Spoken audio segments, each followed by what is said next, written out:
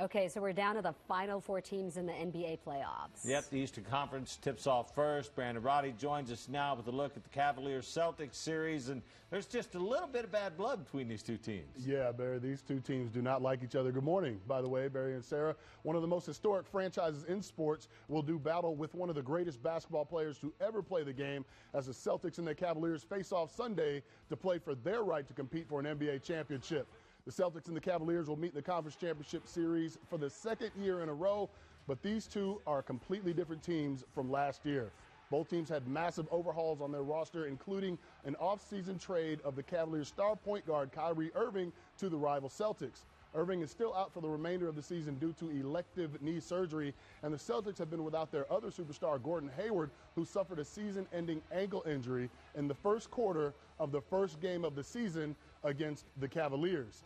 Even though the Celtics have been without their star players, they have rallied around the mentorship of seasoned veteran Al Horford and the rising stars in Terry Rozier and Jason Tatum. But when it's all said and done, the Celtics still have to deal with arguably the greatest basketball player to ever play the game in LeBron James.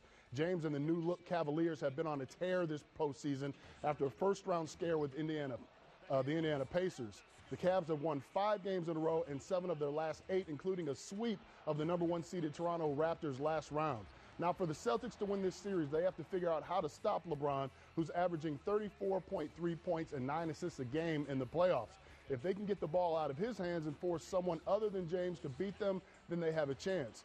On the other hand, for the Cavaliers to win this series, they need to focus on getting the Celtics out of their rhythm. With the loss of their star players, the Celtics have been forced to play team basketball to get the job done, and they have overachieved this whole postseason. If the Cavaliers can disrupt the Celtics' offensive strategy and let LeBron impose his will on the defense, then the Cavaliers will be going back to the NBA Finals for the 4th year in a row. And LeBron is trying to make it to the NBA Finals for the 8th year in a row. The last time he failed to make it to the Finals was in 2010 when he lost in the second round to the Boston Celtics.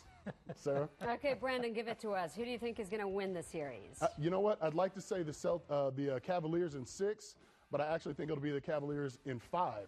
These two teams match up pretty well when you look at both rosters, but the one X factor, of course, is going to be LeBron James, and nobody's been able to stop this guy for the last 7.5 years. So I think the Cavaliers go. And there's way too much tie between these two teams. It's amazing just listening to how connected they are. Yeah, I mean, a lot of these guys were playing with the Celtics last season. You know, they traded for Kyrie Irving and Isaiah Thomas, who's now with the Lakers. But these teams they're sort of intertwined, and now they're seeing each other in the Eastern Conference Finals. This should be a fun one to watch. Yeah, right. Some powerhouses in there. Yeah. Brandon, thank you so much. Roddy. 6:53. We'll be right back. Jinx.